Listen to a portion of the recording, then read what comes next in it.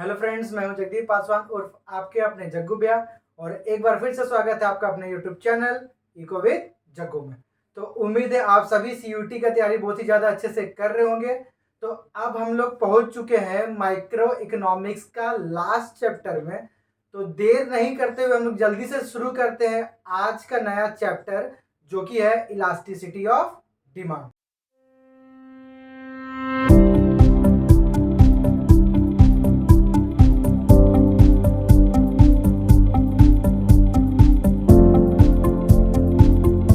जैसा कि चैप्टर का नाम है इलास्टिसिटी ऑफ डिमांड, बट याद रखेंगे आप लोग को सिर्फ सिलेबस के अकॉर्डिंग क्या पढ़ना है, प्राइस इलास्टिसिटी ऑफ डिमांड। तो बहुत ज्यादा डिटेल्ड में नहीं पढ़ाएंगे आप लोग, बस क्या करेंगे, आपको अप टू द पॉइंट हम बताएंगे। बस उस पॉइंट्स को आपको समझना है। आप इससे रिलेटेड जितना भी एमसीक्यूज है सारा वो आप डील कर देंगे। अभी आप बहुत डिटेल्ड में पढ़ने जाएंगे ना तो काफी ज्यादा टाइम ले लेगा वो चीज। तो डिटेल्ड में नहीं पढ़ना, आपको बस क्या करना, कॉन्सेप्ट आपका क्लियर रहना चाहिए, बाकी आप एमसीक्यूज खुद डील कर पाएंगे। तो इसका हम लोग करने वाले हैं degrees. Price elasticity of demand का क्या करने वाले हैं, डिग्रीज। एकदम सबसे शॉर्टेस्ट वे में आपको समझाएंगे, यहीं पे बने रहिएगा, देखिएगा आपको कितना आसानी से समझ में आता है। पहला डिग्री का नाम है परफेक्टली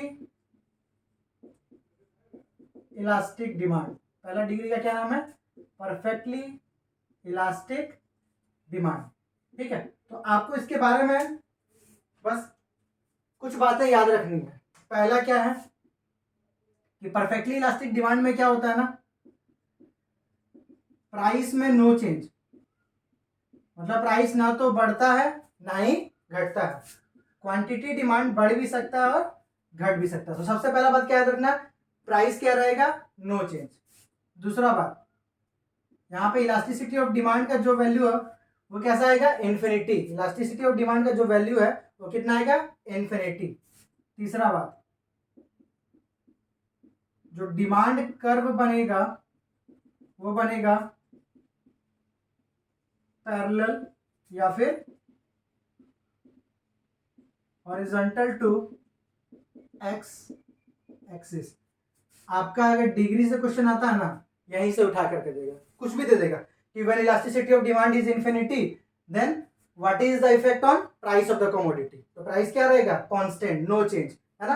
तो आपको परफेक्टली इलास्टिक डिमांड के बारे में क्या क्या बात याद रखना कि प्राइस में कोई भी चेंज नहीं होगा, डिमांड बढ़ भी सकता है और घट भी सकता है। दूसरा, इलास्टिसिटी ऑफ डिमांड का वैल्यू कितना आएगा, इन्फिनिटी। और जो डिमांड कर्व बनेगा वो कैसा बनेगा, पैरेलल या फिर हॉरिजॉन्टल टू एक्स एक्सिस। कभी कभी कर्व से रिलेटेड क्वेश्चन आ जाएगा कि when demand curve is perfectly elastic then what is the shape of demand curve. तो कैसा बनेगा, पैरेलल टू एक्स एक्सिस। बस ये 3 पॉइंट आप याद रखिए, कहीं से भी क्वेश्चन आएगा इसी के अंदर ही आपको आंसर मिल जाएगा।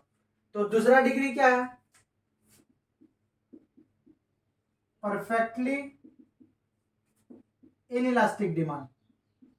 परफेक्टली इन इलास्टिक डिमांड, ये एकदम इसका क्या है, अपोजिट है। अगर आपको परफेक्टली इलास्टिक समझ में आ गया है तो परफेक्टली इन इलास्टिक एकदम आसानी से हो जाएगा। देखिए यहाँ क्या था, प्राइस में नो चेंज, अब क्या हो जाएगा यहाँ पे, क्वांटिटी डिमांड में नो चेंज। ठीक है, यहाँ क्वांटिटी बढ़ता घटता था लेकिन यहाँ क्वांटिटी कांस्टेंट रहेगा। अब यहाँ प्राइस क्या होगा, बढ़ भी सकता है और घट भी सकता है। ठीक है, यहाँ पे ईडी का वैल्यू हो जाएगा 0, यहाँ पे इन्फिनिटी था, यहाँ पे क्या हो जाएगा 0। और आपका डिमांड कर्व कैसा बनेगा, यहां बनता था पैरेलल टू एक्स एक्सिस, यहां बनेगा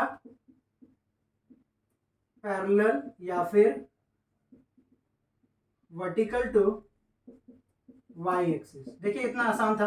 अगर आपको परफेक्टली इलास्टिक याद है तो उसका जस्ट क्या, अपोजिट। यहाँ पे क्या था, परफेक्टली इलास्टिक, यहाँ पे क्या, परफेक्टली इन इलास्टिक। यहाँ price no change, quantity change हो रहा है, बट यहाँ पे क्वांटिटी नो चेंज और प्राइस चेंज हो रहा है।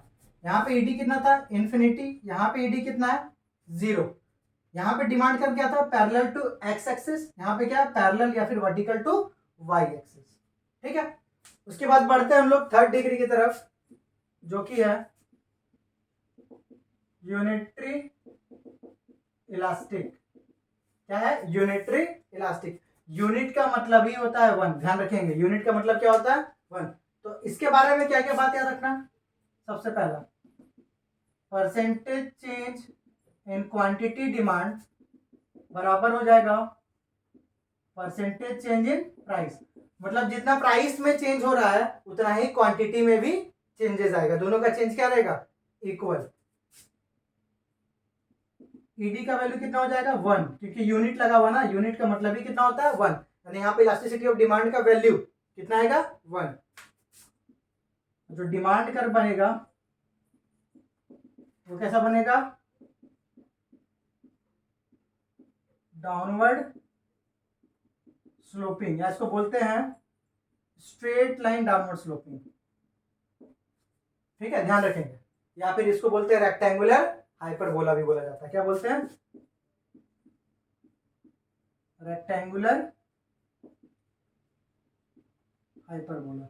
बस आपको ये पॉइंट्स याद रखना है, ज्यादा डिटेल में नहीं जाना। ये पॉइंट्स अगर समझ में आ गया तो जो भी क्वेश्चन आएगा यहीं पे आपको आंसर मिल जाएगा। क्या क्या हो गया, यूनिटरी में क्या होता है, दोनों का चेंज क्या रहेगा, इक्वल। ईडी का वैल्यू कितना आएगा 1। डिमांड कर्व कैसा बनेगा, स्ट्रेट लाइन डाउनवर्ड स्लोपिंग या फिर रेक्टेंगुलर हाइपरबोला। हमारा जो 4th डिग्री है वो क्या है,